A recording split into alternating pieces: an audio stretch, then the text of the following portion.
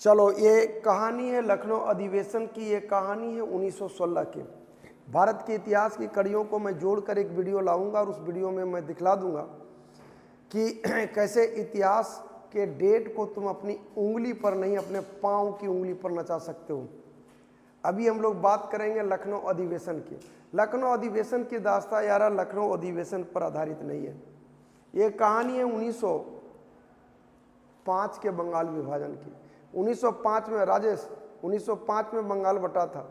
बंगाल के बटने के बाद तुमको पता है कि मुस्लिम लीग की स्थापना 1906 में हुई थी और 1907 के सूरत अधिवेशन में कांग्रेस दो टुकड़ों में बटा था। कांग्रेस दो टुकड़ों में बटा, एक नरम पंथ अलग हो गया, गरम पंथ अलग हो गया। नरम पंथ का कहना था कि हमसे बड़ी भारी भूल हुई कि हम गरम पंथ के साथ थे, और ब्रिटिश हुकूमत को लगता था कि नरम और गरम दोनों साथ रहेगा तो हम किसी का कुछ बिगाड़ नहीं पाएंगे। ब्रिटिश हुकूमत डरती किससे थी? गरम पंथ से। डरती किससे थी? लेकिन गरम पंथ सुरक्षित कैसे था? नरम पंथ के कारण, क्योंकि नरम और गरम दोनों एक साथ था। क्या हमने कहा था कि नरम पंथ की ताकत है गरम पंथ, नरम पंथ की ताकत है गरम पंथ, और गरम पंथ का सुरक्षा कवच है नरम पंथ। आज दोनों अलग हो चुके हैं। ब्रिटिश हुकूमत ने नरम पंथियों को कहा कि तुम्हारी जो भी मांगे हैं उन मांगों को पूरा किया जाएगा। ये कौन कह रहा है? ब्रिटिश हुकूमत। किसको? नरम पंथ को। किसको? नरम पंथ को। आउटपुट इनपुट ये हुआ कि नरम पंथ और गरम पंथ दोनों ये वो धड़ा है जो अब 1907 में अलग हो गया। नरम को लग रहा है कि हमको कोई ज़रूरत गरम की नहीं है, गरम को लग रहा है कि मैं मस्त मौला हूँ ही। लेकिन वक्त बीतने के साथ ब्रिटिश हुकूमत की पॉलिसी साफ थी कि नरम पंथ को तब तक मिलाए रखो जब तक गरम पंथ की ताकत को ताकत से कुचल ना दो। प्रारंभिक दौर में नरम पंथियों की हर मांग को ब्रिटिश हुकूमत पूरा कर रही थी। प्रारंभिक दौर में ब्रिटिश हुकूमत नरम पंथियों की सारी मांगों को पूरा कर रही थी। मांगे अगर सूखी रोटी तो पराठा खिला रही थी, और मांगे अगर पराठा तो पूरी खिला रही थी। लेकिन जैसे जैसे गरमपंथी कमजोर हो रहे थे, गरमपंथी कमजोर हो रहे थे, नरमपंथियों को भाव देने का लेवल हुकूमत गिराते चली जा रही थी। आउटपुट ये हुआ कि अब 1915-16 आते आते तक अगर नरमपंथी मांग करे पराठा का तो सूखी रोटी तक नहीं दे, साला बसियो भात ना दे। अब नरमपंथियों को लगा कि ये क्या हो रहा है, ये हो क्या रहा है। तो नरम पंथ और गरम पंथ का दोनों धड़ा। नरम पंथ को धीरे धीरे ये एहसास हुआ कि हमारी मांगे हमारे कारण नहीं मानी जा रही है, हमारी मांगे गरम पंथ के कारण मांगी जा रही थी, क्योंकि हुकूमत डरती है किससे? गरम पंथ से।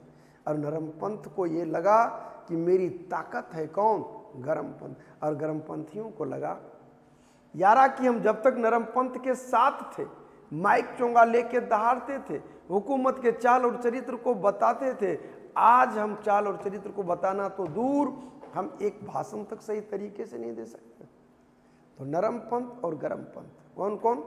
नरम पंथ और गरम पंथ दोनों, नरम पंथ और गरम पंथ दोनों धड़ा एक दूसरे की जरूरत को पहचानना शुरू किया, एक दूसरे की जरूरत को महसूस किया। यही कारण था कि 1916 में लखनऊ में अधिवेशन का आयोजन किया गया। तब तक 1915 में नरमपंथियों के बेताज बादशाह फिरोज शाह मेहता की मृत्यु हो चुकी थी, और फिरोज शाह मेहता की मृत्यु के बाद ये दोनों को एक प्लेटफॉर्म पर लाने में बहुत बड़ी भूमिका रही थी लोकमान्य बाल गंगाधर तिलक का और एनी बेसेंट का। कौन कौन दो नाम बोले? लोकमान्य बाल गंगाधर तिलक और एनी बेसेंट।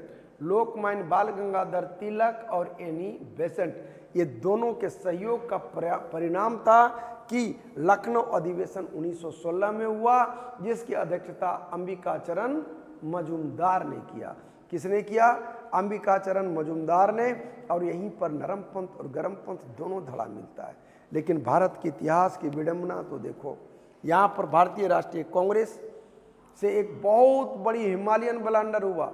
उसका जिन्ना के साथ एक वार्ता हुई और 1909 के मार्लियामेंटो सुधार के तहत जो पृथक निर्वाचन मुसलमानों को दिया गया था उसको इसने सहजतापूर्वक स्वीकार कर लिया। मतलब कांग्रेस ने पहली बार ये मान लिया कि मुसलमान का हित अलग है और हिंदू का हित अलग है।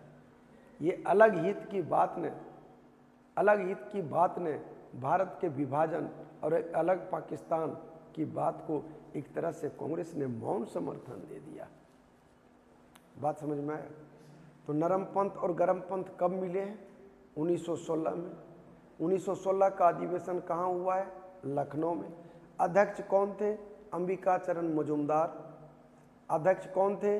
अंबिका चरण मजूमदार। किसके सहयोग से मिले हैं? तिलक और एनी बेसेंट के प्रयत्न के कारण मिले हैं। परिस्थितियां क्या थी? तो 1915 में फिरोज शाह मेहता की मृत्यु हो चुकी थी, गांधी का आगमन हो चुका था। नरमपंथियों के बेताज बादशाह फिरोज शाह मेहता नहीं थे और नरमपंथियों ने भी को ये समझ में आ चुका था कि मेरी ताकत है कौन? गरमपंथ। गरमपंथियों को भी समझ में आ चुका था कि मेरा सुरक्षा है कौन? नरमपंथ। नरम और गरम दोनों एक दूसरे की ज़रूरत को बड़ी शिद्दत के साथ महसूस कर रहे थे। यही कारण था कि टूटा हुआ दो धड़ा, नरमपंथ और गरमपंथ बटा हुआ दो धड़ा, इसका एकीकरण हो जाता है 1916 में। लेकिन ब्लंडर मिस्टेक क्या हुआ कि कांग्रेस रूपी संगठन जो मध्यम मार्ग के ऊपर शुरू से अंत तक चलती रही है, अगर वो शुरू से अंत तक ये कहती कि कांग्रेस मध्यम मार्गी है, क्या हिंदू, क्या मुसलमान, क्या सिख, क्या ईसाई, इसका निपटारा हम लोग करेंगे, अंग्रेजों के द्वारा दिए गए या फेंके गए टुकड़ों के आधार पर या दिए गए अधिकारों के आधार पर इसका कोई मूल्यांकन नहीं किया जाएगा। काश ऐसा हुआ होता तो भारत तेरे टुकड़े हो गए, ऐसा कभी नहीं हुआ होता। उम्मीद करते हैं कि पूरी बात समझ में आ गई होगी। अब इस संदर्भ में जो भी बात कहना हो आप लोग निश्चित रूप से कहें, बेबाक होकर कहें और लाइक, शेयर और सब्सक्राइब निश्चित कर दें।